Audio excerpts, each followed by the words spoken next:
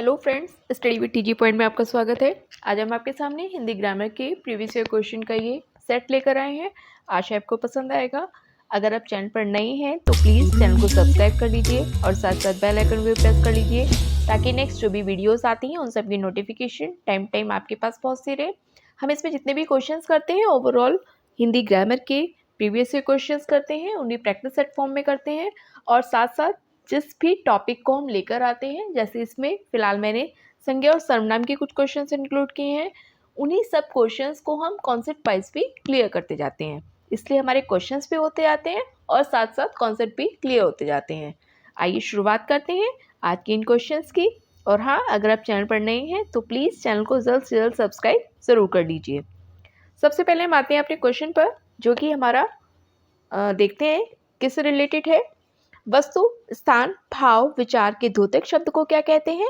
संज्ञा, सर्वनाम, विशेषण और क्रिया।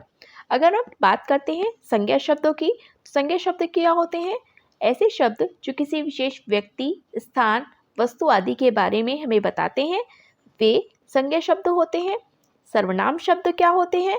सर्वनाम शब्द जो कि किसी संज्ञा शब्दों के स्थान पर हम प्रयोग में लाते हैं, जैसे मोहन, सोहन, इनकी जगह अगर वह आदि शब्द इस्तेमाल करते हैं तो वे सर्वनाम शब्द होते हैं। और अगर हम बात करते हैं विशेषण शब्दों की, तो जिन संज्ञा शब्दों की विशेषता को बताने वाले शब्द होते हैं, विशेषता को बताने वाले शब्द ही विशेषण कहलाते हैं। और क्रिया शब्द क्या होते हैं? ऐसे शब्द जिनसे हमें किसी काम के करने का पता चलता है, ये क्रिया शब्द होते हैं। इसलिए हमारा जो क्वेश्चन है, वस्तु, स्थान, भाव, विचार के द्योतक शब्द को क्या कहते हैं? तो हम पहले ही बता चुके हैं कि ऐसे शब्द जो किसी वस्तु, स्थान, भाव और विचार के बारे में बताते हैं, वे शब्द हमारे संज्ञा शब्द होते हैं। इसलिए हमारा ऑप्शन चला जाएगा ऑप्शन नंबर ए, संज्ञा के लिए। नेक्स्ट क्वेश्चन नंबर 2, स्त्रीत्व शब्द में कौन सी संज्ञा है? स्त्रीत्व शब्द जिसमें जातिवाचक संज्ञा, भाववाचक संज्ञा, व्यक्तिवाचक संज्ञा और द्रव्यवाचक संज्ञा। अगर हम बात करते हैं संज्ञा शब्दों की, तो संज्ञा मुख्यतः कितने प्रकार की होती हैं? संज्ञा जो कि 5 प्रकार से हम जानते हैं। सबसे पहले व्यक्तिवाचक, नेक्स्ट जातिवाचक, समूहवाचक, द्रव्यवाचक और भाववाचक। जातिवाचक और व्यक्तिवाचक लगभग देखने में तो एक जैसे ही लगते हैं, लेकिन व्यक्तिवाचक अगर हम यहीं पर इन तीनों टॉपिक्स को ही देखते हैं, सबसे पहले बात करते हैं हम जातिवाचक संज्ञा शब्दों की। जातिवाचक संज्ञा शब्द कौन से होते हैं? ऐसे शब्द जिनसे हमें किसी वस्तु की विशेष जाति का पता चले, जैसे लड़का, लड़की, ये शब्द जाति के अंतर्गत आते हैं। और अगर हम उन्हीं लड़का लड़की में किसी विशेष व्यक्ति, विशेष लड़का या लड़की का नाम लें, जैसे मोहन या सोनिया, इस तरह के शब्द व्यक्तिवाचक में आते हैं। तो संपूर्ण जाति का बोध कराने वाले शब्द जातिवाचक के अंतर्गत और किसी विशेष व्यक्ति का बोध कराने वाले शब्द व्यक्तिवाचक के अंतर्गत। अब आती है भाववाचक की, जहाँ पर हमें किसी वस्तु या किसी व्यक्ति के गुण, दशा, भाव या अवस्था का हमें बोध होता है, वहाँ भाववाचक संज्ञा होती है। अब हम देखते हैं स्त्रीत्व शब्द, जो कि किसके अंतर्गत आएगा? क्या जातिवाचक में आएगा, भाववाचक में, व्यक्तिवाचक में या द्रव्यवाचक? तो द्रव्यवाचक तो नहीं होगा, क्योंकि द्रव्यवाचक में अगर हम बता दें तो द्रव्यवाचक में किसी द्रव्य यानी कि किसी वस्तु के बारे में हमें पता चलता है। तो यहाँ पर स्त्रीत्व शब्द जो कि किसके अंतर्गत आता है? भाववाचक। नेक्स्ट क्वेश्चन नंबर 3, भारतीय शब्द का बहुवचन क्या होगा? भारतीयों, भारतीयों, भर्तियों या इनमें से कोई नहीं? तो भारतीय शब्द जो कि भारतीय का बहुवचन, बहुवचन यानी कि ऐसे शब्द जिनसे हमें 2 या 2 से अधिक के होने का पता चले, वे शब्द बहुवचन होते हैं। और एक वचन जिनसे हमें किसी वस्तु या व्यक्ति के एक का होने का पता चले, वहाँ एक वचन होता है। अब हमें भारतीय शब्द जो कि एक है, इसका हमें अधिक यानी कि 2 से अधिक जो शब्द हमें बताता है उस शब्द के बारे में बताना है। तो भारतीय का बहुवचन हो जाएगा ऑप्शन नंबर ए, भारतीयों। नेक्स्ट क्वेश्चन नंबर 4, बुढ़ापा भी एक प्रकार का अभिशाप है, इस वाक्य में बुढ़ापा शब्द की संज्ञा बताइए। बुढ़ापा जो कि जातिवाचक में नहीं आएगा, क्योंकि जातिवाचक में मैंने बताया कि संपूर्ण व्यक्ति या वस्तु की संपूर्ण जाति का बोध कराने वाले शब्द जातिवाचक होते हैं। व्यक्तिवाचक में किसी विशेष व्यक्ति के बारे में अगर बात की गई है, किसी विशेष जगह जैसे गंगा या फिर हिमालय या फिर सोहन, मोहन, राधा, सोनिया, इस तरह से विशेष व्यक्ति के बारे में अगर हम बात करते हैं तो वो व्यक्तिवाचक होता है। लेकिन बुढ़ापा एक अवस्था है, एक दशा है। अगर एक दशा और अवस्था के बारे में बात होती है तो वहाँ हमारा ऑप्शन चला जाएगा ऑप्शन नंबर सी, भाववाचक संज्ञा के साथ, यानी कि बुढ़ापा जो कि एक भाववाचक संज्ञा है। नेक्स्ट क्वेश्चन नंबर 5, भाववाचक संज्ञा बताइए। हमें इसमें भाववाचक संज्ञा बताना है। ऑप्शन नंबर ए, लड़कपन, लड़काएपन, लड़कापन या लड़काई। तो अगर हम देखते हैं क्वेश्चन को, सबसे पहले अगर हम सॉल्व करना है तो हमें से उसके ऑप्शंस को एलिमिनेट करना भी आना चाहिए। जैसे लड़काई, लड़काई शब्द तो खुद में कुछ नहीं होता है, लड़कापन भी नहीं होता है, लड़काएपन भी नहीं होता है, लड़कपन यानी कि एक अवस्था होती है। तो लड़कपन कहते हैं, लड़कपन में वो लड़कपन अवस्था में है। तो लड़कपन जो कि एक भाववाचक संज्ञा के अंतर्गत आएगा, इसलिए हमारा ऑप्शन चला जाएगा ऑप्शन नंबर ए, लड़कपन के साथ। नेक्स्ट क्वेश्चन नंबर 6, सच्चरित्रता किस मूल शब्द से बना है। सच्चरित्रता जो कि सच्चरित्र, सच्चरित्र, चरित्रता या चरित्र। तो सच्चरिता किस मूल शब्द से बना है, शब्द से बना है, इसलिए हमारा ऑप्शन चला जाएगा ऑप्शन नंबर डी, चरित्र के साथ। नेक्स्ट क्वेश्चन नंबर 7, हिंदी में शब्दों का लिंग निर्धारण किसके आधार पर होता है। संज्ञा, सर्वनाम, क्रिया या प्रत्यय। तो हमें ये बताना है कि हिंदी में जो शब्दों का लिंग निर्धारण होता है वो किसके आधार पर होता है। लिंग निर्धारण ये सर्वनाम, क्रिया या प्रत्यय के साथ तो नहीं होगा, इसलिए हमारा ऑप्शन चला जाएगा ऑप्शन नंबर ए, संज्ञा के साथ। क्योंकि जो लिंग निर्धारण होता है, मोहन जा रहा है, अब हम कहें मोनिका जा रही है, मोहन और मोनिका दोनों ही संज्ञा शब्द हैं, लेकिन उनके आधार पर हमें पता चला कि क्या लिंग है, स्त्रीलिंग के बारे में बात हो रही है या पुल्लिंग के बारे में। हमने ऐसा तो नहीं कहा मोहन जा रही है, क्योंकि मोहन अपने आप में लिंग को निर्धारित करता है कि मैं पुल्लिंग शब्द के अंतर्गत आता हूँ, इसलिए शब्दों का लिंग निर्धारण किसके आधार पर होगा, संज्ञा शब्द के आधार पर। नेक्स्ट क्वेश्चन नंबर 8, निम्नलिखित में भाववाचक संज्ञा कौन सी है। भाववाचक जो कि गुण, भाव, दशा आदि के बारे में बोध कराए। शत्रुता, वीर, मनुष्य और गुरु। अगर हम यहाँ देखते हैं, गुरु एक जाति का बोध कराता है, इसलिए ये हमारा भी नहीं होगा। मनुष्य जो कि स्वयं एक जाति के बारे में बोध कराता है, मनुष्य जाति। वीर हम कहें यहाँ बहुत सारे वीर हैं, तो वीर एक जाति के बारे में बोध कराता है। लेकिन शत्रुता एक अवस्था, एक दशा के बारे में बोध कराता है, इसलिए हमारा ऑप्शन चला जाएगा ऑप्शन नंबर ए, शत्रुता के साथ। नेक्स्ट, अर्थ के आधार पर संज्ञा कितने प्रकार की होते हैं। अर्थ के आधार पर संज्ञा के भेद हमने अभी बताए हैं, कौन कौन से। व्यक्तिवाचक, जातिवाचक, भाववाचक, द्रव्यवाचक और समूहवाचक। इसलिए हमारा ऑप्शन एलिमिनेट करने की हमें जरूरत ही नहीं है, ऑप्शन नंबर बी 5 के साथ चला जाएगा। अर्थ के आधार पर संज्ञा 5 प्रकार की होती है। नेक्स्ट, निम्नलिखित में से कौन सा शब्द व्यक्तिवाचक संज्ञा है। व्यक्तिवाचक यानी कि जहां किसी विशेष व्यक्ति का हमें पता चलता है, यानी कि देखते हैं ऑप्शंस। ऑप्शन नंबर ए, गाय, पहाड़, यमुना या आम। अब अगर हम देखें, गाय शब्द अपने आप में एक संपूर्ण जाति का बोध कराती हैं। गाय में हमें ये तो नहीं पता है, बहुत सारी गायें खड़ी हैं, तो हम बोलते हैं कि गायें जा रही हैं। अब हमें गाय की संपूर्ण जाति को हम बता रहे हैं कि बहुत सारी गायें जा रही हैं। पहाड़, पहाड़ कोई भी हो सकता है, इधर भी, उधर भी, इधर भी, कहीं पर भी पहाड़ हो सकते हैं। पहाड़ एक पूरी जाति का बोध कराते हैं, ना कि किसी एक विशेषल या स्पेशल पहाड़ के बारे में बताते हैं। आम भी संपूर्ण जाति का बताते हैं। आम अलग प्रकार के होते हैं। हम बोल रहे हैं हमें आम चाहिए, अब हमें ये नहीं पता है कि आम कौन सा चाहिए। आम की भी अलग अलग प्रकार होते हैं, तो कोई कहता है कि रामकेला, कोई कहता है कि दशहरी, तो इसलिए आम की भी संपूर्ण जाति शब्द बता रहा है आम शब्द।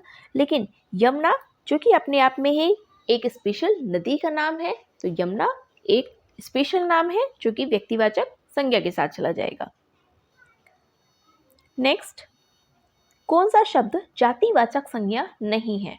जातिवाचक इट मीन्स जो हमें संपूर्ण जाति का बोध नहीं कराता है। देखते हैं, सबसे पहले ऑप्शन नंबर है हमारे जवान, बालक, सुंदर और मनुष्य। अगर हम देखते हैं जवान, कहते हैं जवान जा रहे हैं, जवान खड़े हैं, हाँ भाई जवान हो सकता है, तो इसलिए ऑप्शन नंबर ए जवान जातिवाचक संज्ञा के अंतर्गत आएगा। बी बालक, बालक बालक खेल रहे हैं, हाँ बालक संपूर्ण जाति का बोध कराते हैं, इसलिए ये भी जातिवाचक के अंतर्गत आएगा। सुंदर, सुंदर तो एक विशेषता वाला शब्द है जो कि हमें कुछ जाति का बोध नहीं करा रहा है। मनुष्य, हाँ मनुष्य जाति का बोध कराता है, इसलिए जो हमारा ऑप्शन होगा ऑप्शन नंबर सी जो कि सुंदर हमें नेगेटिव शब्द बताना है, इसलिए नेगेटिव शब्द जातिवाचक संज्ञा नहीं है जो कि सुंदर शब्द है। नेक्स्ट, कौन सा शब्द भाववाचक संज्ञा नहीं है? इसमें भी हमें नेगेटिव वर्ड बताना है, यानी कि जो भाववाचक संज्ञा के अंतर्गत नहीं आता है। मिठाई, चतुराई, लड़ाई या उतराई। अब हमें देखना है कि इनमें कौन सा शब्द ऐसा है जो भाववाचक संज्ञा नहीं है। उतराई, उतराई एक फीलिंग को दर्शाता है, इसलिए उतराई शब्द भाववाचक में आएगा, हाँ आएगा। लड़ाई, लड़ाई करना, ये भी भाववाचक में आएगा। चतुराई भी आएगा, लेकिन मिठाई एक संपूर्ण जाति का बोध करा रहा है, इसलिए मिठाई शब्द जो कि भाववाचक संज्ञा नहीं है, इसलिए हमारा नेगेटिव वर्ड जो कि मिठाई होगा और हमारा ऑप्शन चला जाएगा ऑप्शन नंबर ए मिठाई के साथ।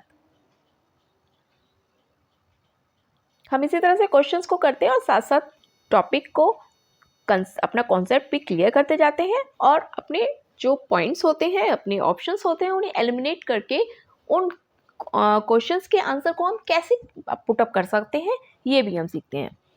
व्याकरण की दृष्टि से प्रेम शब्द क्या है, यानी कि व्याकरण में हम प्रेम शब्द को किस रूप में लेंगे? भाववाचक संज्ञा के रूप में, विशेषण, अव्यय या क्रिया। तो प्रेम शब्द अपने आप में एक भाव है, एक फीलिंग है जो कि विशेषण, अव्यय या क्रिया इनसे तो रिलेट नहीं ही करेगी। विशेषण, अव्यय और क्रिया से रिलेट नहीं करेगी, तो हमारा ऑप्शन चला जाएगा प्रेम अपने आप में एक भाववाचक संज्ञा है, तो इसलिए ऑप्शन नंबर ए भाववाचक संज्ञा। नेक्स्ट, क्वेश्चन नंबर 14, संज्ञा के स्थान पर प्रयुक्त होने वाले शब्द को क्या कहते हैं? ऐसे शब्द जो संज्ञा के स्थान पर प्रयुक्त होते हैं उन्हें हम सर्वनाम कहते हैं, क्योंकि जैसे मैंने बताया अभी मोहन, सोहन, किसी वर्ड को बार बार रिपीट ना करके उसी की जगह हम बोलते हैं मोहन आ रहा है, मोहन तैयार हो रहा है, मोहन खाना खा रहा है, मोहन दौड़ रहा है। तो हम एक ही शब्द को, संज्ञा शब्द को बार बार रिपीट ना करके उसके स्थान पर किसी और शब्द को रख देते हैं। मोहन को स्कूल जाना है, इसलिए वह तैयार हो रहा है, वह खाना खा रहा है, वह कुछ काम कर रहा है, तो इसलिए वह उसे, इस तरह के शब्द हम मोहन के स्थान पर अगर प्रयोग करते हैं तो वही शब्द सर्वनाम शब्द कहलाते हैं, इसलिए हमारा ऑप्शन चला जाएगा ऑप्शन नंबर ए, संज्ञा के स्थान पर प्रयुक्त होने वाले शब्द ही सर्वनाम शब्द कहलाते हैं।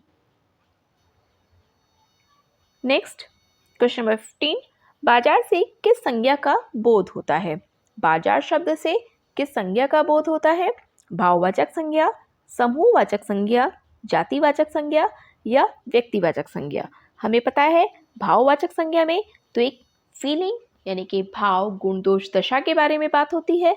समूहवाचक में एक ग्रुप यानी कि बहुत सारे लोग हैं और उसके हम समूह को क्या कहते हैं उसको, उसके बारे में बात होती है। जातिवाचक किसी संपूर्ण जाति का बोध कराने वाले शब्द को कहते हैं और व्यक्तिवाचक किसी विशेष व्यक्ति का बोध कराने वाले शब्द को कहते हैं। इसलिए ऑप्शन बाजार शब्द जो है ये हमें एक ग्रुप का बोध करा रहा है। बाजार, बाजार में बहुत से लोग होते हैं तो एक ग्रुप का बोध करा रहा है, इसलिए हमारा ऑप्शन चला जाएगा ऑप्शन नंबर बी, समूहवाचक संज्ञा के साथ। नेक्स्ट, राम ने सुरेश के साथ मित्रता का निर्वाह किया, इसमें भाववाचक संज्ञा क्या है? राम ने सुरेश के साथ मित्रता का निर्वाह किया, यानी कि राम जो कि अपने आप में एक व्यक्तिवाचक संज्ञा है, ये तो हमारा नहीं होगा क्योंकि हमें जो आंसर बताना है भाववाचक संज्ञा का बताना है। तो राम जो कि व्यक्तिवाचक शब्द है। अब निर्वाह करना, ये तो अपने आप में क्रिया शब्द हो गया। सुरेश जो कि अपने आप में ये भी व्यक्तिवाचक शब्द हो जाता है। मित्रता, ये एक दशा, एक भाव के बारे में दर्शाता है, इसलिए ऑप्शन नंबर बी मित्रता जो कि एक भाववाचक संज्ञा के अंतर्गत आएगा, इसलिए हमारा ऑप्शन चला जाएगा ऑप्शन नंबर बी मित्रता के साथ। कौन सा महीना भाद्रपद महीने के बाद आता है? यानी कि ऐसा कौन सा महीना है जो भाद्रपद महीने के बाद आता है? ऑप्शन है हमारे श्रावण, अश्विन, पोष और आषाढ़। तो सबसे पहले ऑप्शन नंबर बी जो कि किसके बाद आता है? भाद्रपद महीने के बाद, यानी कि इसे हम भादो भी कहते हैं, उसके बाद अश्विन आता है, तो इसलिए हमारा ऑप्शन यहाँ पर चला जाएगा। इसमें एलिमिनेट करने की ज़रूरत नहीं है, लर्निंग में ही क्वेश्चन है, तो इसलिए हमारा ऑप्शन चला जाएगा ऑप्शन नंबर बी अश्विन के साथ। नेक्स्ट, निम्नलिखित वाक्यों में से किसी वाक्य में सर्वनाम का अशुद्ध प्रयोग किया गया है? देखते हैं। वह स्वयं यहाँ नहीं आना चाहती, आपके आग्रह पर मैं दिल्ली जा सकता हूँ, मैं तेरे को एक घड़ी दूंगा और मुझे इस बैठक की सूचना नहीं थी। हमें देखना है कि किस सेंटेंस में सर्वनाम शब्द को अशुद्ध रूप से लिखा गया है।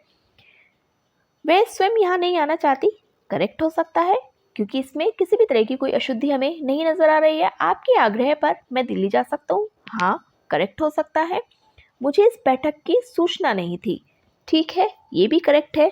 बट अगर हम देखते हैं मैं तेरे को एक घड़ी दूंगा, बहुत सारे वर्ड्स आते हैं तेरे को, मेरे को, ये बोलने में तो अच्छे लगते हैं, बेशक बोलते हैं, बट कुछ वर्ड्स ऐसे होते हैं जो हम बोलते हैं, बोलचाल की भाषा में ही प्रयोग होते हैं, लेकिन अगर व्याकरण की दृष्टि से देखें तो व्याकरण की दृष्टि से उनमें अशुद्धि पाई जाती है। इसलिए हम यहाँ कह सकते हैं कि मैं तुम्हें एक घड़ी दूंगा, ये व्याकरण की दृष्टि से शुद्ध शब्द है, शुद्ध वाक्य है, लेकिन अगर हम बोलते हैं मैं तेरे को एक घड़ी दूंगा तो व्याकरण की दृष्टि से अशुद्धि अगर हम देखते हैं तो यही हमारा सेंटेंस अशुद्ध होगा, इसलिए हमारा ऑप्शन चला जाएगा ऑप्शन नंबर सी जो कि अशुद्ध होगा। नेक्स्ट, मुझे किस प्रकार का सर्वनाम है? उत्तम पुरुष, मध्यम पुरुष, अन्य पुरुष और इनमें से कोई नहीं। अब अगर हम देखते हैं सबसे पहले पुरुषवाचक सर्वनाम के बारे में जानते हैं कि सर्वनाम में पुरुषवाचक सर्वनाम क्या होता है। पुरुषवाचक सर्वनाम मुख्यतः 3 प्रकार के होते हैं। कौन कौन से? उत्तम पुरुष, मध्यम पुरुष और अन्य पुरुष।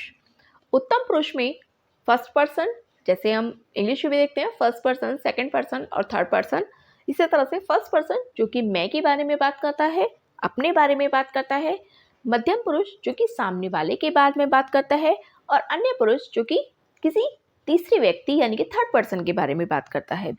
जहाँ खुद के बारे में बात की गई हो वहाँ उत्तम पुरुष होता है, मध्यम पुरुष यानी कि सामने वाले, जैसे 2 व्यक्ति बात कर रहे हैं मैं और तुम, मैं उत्तम पुरुष, तुम मध्यम पुरुष, और वह या उसे ये अन्य पुरुष। तो मैं, मुझे, मेरा, इस तरह के शब्द किस में आते हैं? ये आते हैं उत्तम पुरुष में, तो इसलिए हमारा ऑप्शन चला जाएगा ऑप्शन नंबर ए उत्तम पुरुष के साथ। Next, question number 20। अगर आपको क्वेश्चंस के समझाने की स्पीड तेज़ लग रही है या कम लग रही है, या फिर क्वेश्चंस आपको कैसे लग रहे हैं, तो प्लीज़ कमेंट में ज़रूर बताइएगा। स्पीड के बारे में आप बताइए, क्योंकि मेरा नॉर्मली मैं जब पढ़ाती हूँ फ्लो में तो एक स्पीड बेशक कम ज़्यादा हो सकती है, बट मैं जब इंटरेस्ट होता है तो उसी फ्लो में चली जाती हूँ जिस फ्लो में पढ़ाना मुझे अच्छा लगता है। लेकिन अगर आपको समझने में या पढ़ने में इसमें कोई प्रॉब्लम होती है तो प्लीज़ बताइए। अपनी स्पीड को कम या ज़्यादा करने के लिए आप कमेंट बॉक्स में प्लीज़ कमेंट कीजिएगा। सर्वनाम में कितने प्रकार हैं? सर्वनाम 7, 6, 5 या 4। तो सर्वनाम मुख्यतः कितने प्रकार के होते हैं? 6 प्रकार के, जिनके बारे में हम बताएंगे अभी धीरे धीरे। सर्वनाम मुख्यतः वैसे 6 प्रकार के होते हैं। अगर आप चाहें तो अभी बताएं हम आपको। जैसे सबसे पहले सर्वनाम के बारे में जैसे हमें बताया कि 6 प्रकार के होते हैं। कौन कौन से? एक हम अभी बात करके गए हैं, पुरुषवाचक सर्वनाम। सेकंड, निश्चयवाचक सर्वनाम। थर्ड, अनिश्चयवाचक सर्वनाम। फोर्थ, संबंधवाचक। फिफ्थ, प्रश्नवाचक। और सिक्स, निजवाचक सर्वनाम। पुरुषवाचक में अभी हम आपको क्लियर करके गए हैं निश्चयवाचक सर्वनाम, अनिश्चयवाचक सर्वनाम, जिसमें हमें किसी चीज की निश्चितता के बारे में या अनिश्चितता के बारे में पता चलता है। संबंध, जहां पर दो शब्द या दो वाक्यों के बीच हमें रिलेशन का पता चलता है। काके की शब्द इस तरह के कोई हमें पता चलते हैं जिससे, जैसा, वैसा, जो, सो। प्रश्नवाचक में हमें क्वेश्चन के बारे में पता चलता है, क्या कर रहे हो, कब आ रहे हो, कैसे जा रहे हो। और निजवाचक में जहाँ पर व्यक्ति स्वयं के बारे में प्रयोग करता है किसी वर्ड को, जैसे मैं स्वयं खा लूँगा, मैं खुद काम कर लूँगा, इस तरह के शब्द निजवाचक में आते हैं। तो इसलिए ये थे हमारे सर्वनाम के पार्ट्स। नेक्स्ट आता है निश्चयवाचक सर्वनाम कौन सा है। जैसे मैं पीछे बताना नहीं चाह रही थी, बट क्योंकि क्वेश्चंस आते हैं फिर उसके बाद थोड़ा मज़ा नहीं आता है, बट कोई बात नहीं। निश्चयवाचक सर्वनाम कौन सा है? जैसे हमने भी बताया था कि निश्चयवाचक जिसमें हमें निश्चितता पता चलती है, श्योर होते हैं हम, वहाँ निश्चयवाचक सर्वनाम होता है। ये मैं आपको कॉन्सेप्ट्स बताती हूँ इसलिए नहीं कि हमें किताबी लैंग्वेज को लर्न करना है, बल्कि इसलिए कि हमें माइंड में प्रैक्टिकली किसी चीज़ को फिट करना है। और प्रैक्टिकली फिट तभी हो सकता है जब बंदा अपनी किताबी ज्ञान से थोड़ा सा हटके उसे प्रैक्टिकल फॉर्म में करे। तो मैं खुद भी कोशिश ये करती हूँ कि किताबी ज्ञान से थोड़ा सा हटके प्रैक्टिकल फॉर्म में नॉलेज दें, जिससे कि वो लाइफ टाइम रहे। निश्चय सर्वनाम कौन सा है? निश्चयवाचक सर्वनाम क्या, कुछ, कौन, ये है। तो निश्चयवाचक सर्वनाम के लिए क्या, कुछ और कौन। क्या शब्द जो कि हमने अभी बताया प्रश्न के रूप में आता है, कौन भी प्रश्न के रूप में आता है।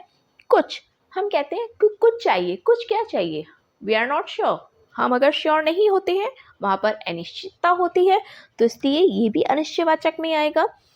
लेकिन यह हमें यही चीज़ चाहिए, हम श्योर हैं, हमें यही चीज़ चाहिए, यह पेन मेरा है, यह किताब मेरी है, यह पुस्तक उसकी है, तो हम श्योर है कि ये चीज़ उसके लिए है, तो इसलिए यह शब्द जो कि निश्चयवाचक सर्वनाम के अंतर्गत आएगा। Next question number 22। यह घोड़ा अच्छा है, इस वाक्य में यह क्या है? संज्ञा, सर्वनाम, विशेषण या क्रिया।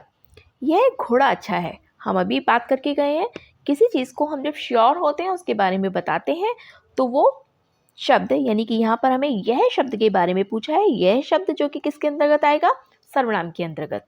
संज्ञा नहीं होगा, क्योंकि संज्ञा शब्द किसी विशेष व्यक्ति या वस्तु के बारे में बताते हैं, विशेषण जो कि हमें विशेषता के बारे में बताते हैं, और क्रिया शब्द जो कि हमें किसी काम करने की दशा, काम करने की स्थिति का बोध कराते हैं। Next question number 23। संबंधवाचक सर्वनाम बताइए। संबंधवाचक सर्वनाम यानी कि जो ऐसे वर्ड जो हमें रिलेशन के बारे में बताएं, यानी कि एक वर्ड को या एक सेंटेंस को या सेंटेंस के किसी हिस्से को एक दूसरे से जोड़ते हो, वही शब्द संबंधवाचक सर्वनाम के अंतर्गत आएंगे। कोई, कौन, जो या वह। कोई हम कहते हैं कि कोई आया है, वी आर नॉट श्योर कौन आया है, तो यहाँ पर अनिश्चयवाचक सर्वनाम हो जाएगा। कौन आया है प्रश्नवाचक में आ सकता है। वह आया है, यहाँ पर वह हम पुरुषवाचक सर्वनाम में ले सकते हैं।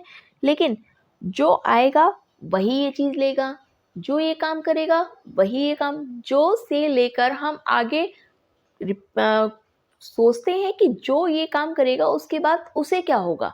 तो जो संबंध को दर्शा रहा है, जो शब्द ऐसा है जिसे दूसरे शब्द के साथ रिलेट करना है, तो इसलिए हमारा ऑप्शन चला जाएगा ऑप्शन नंबर सी, जो कि संबंधवाचक सर्वनाम के अंतर्गत आएगा।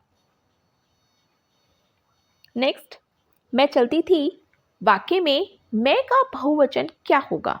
हम, वे, तुम या सब। तो इसमें अगर हम बात करते हैं मैं चलती थी, इसमें मैं का बहुवचन बताना है। मैं यानी कि खुद के बारे में बात की गई है, इसलिए सब तो हमारा नहीं होगा, तुम जो कि सेकंड पर्सन के बारे में बात करता है, वे जो कि थर्ड पर्सन के बारे में बात करता है। इसलिए हमारा ऑप्शन चला जाएगा ऑप्शन नंबर ए, हम के साथ। हम जो कि मैं का बहुवचन होगा। नेक्स्ट, महात्मा गांधी में ने नहीं होगा, ये में होगा। महात्मा गांधी में अमूल्य गुण थे। इस वाक्य में महात्मा गांधी शब्द व्याकरण की दृष्टि से क्या कहलाता है? जातिवाचक संज्ञा, व्यक्तिवाचक संज्ञा, भाववाचक संज्ञा या द्रव्यवाचक संज्ञा? तो महात्मा गांधी जो कि जातिवाचक संज्ञा शब्द तो नहीं होगा, भाववाचक भी नहीं होगा और द्रव्यवाचक तो बिल्कुल नहीं होगा। इसलिए हमारा ऑप्शन चला जाएगा ऑप्शन नंबर बी, व्यक्तिवाचक संज्ञा, क्योंकि हमें विशेष व्यक्ति के बारे में बात की गई है। हम अगर महात्मा गांधी शब्द है तो सिर्फ महात्मा गांधी यानी कि बापू के बारे में ही बात कर रहे हैं, किसी और व्यक्ति के बारे में नहीं या किसी और जाति के बारे में नहीं बात कर रहे हैं। तो इसलिए यहाँ पर स्पेशल व्यक्ति के बारे में बात की गई है जो कि हमें सिर्फ एक उसी व्यक्ति के फेस को रिमाइंड कराता है। इसलिए यहाँ पर हमारा ऑप्शन चला जाएगा ऑप्शन नंबर बी, व्यक्तिवाचक संज्ञा के साथ। गुण, दोष, भाव, दशा, स्वभाव आदि का बोध कराने वाले शब्द क्या कहलाते हैं? जातिवाचक संज्ञा, व्यक्तिवाचक संज्ञा, भाववाचक संज्ञा या सर्वनाम? तो गुण, दोष, भाव, दशा यानी कि फीलिंग के बारे में अगर हम बात करते हैं तो जातिवाचक तो नहीं होगा और व्यक्तिवाचक भी नहीं होगा।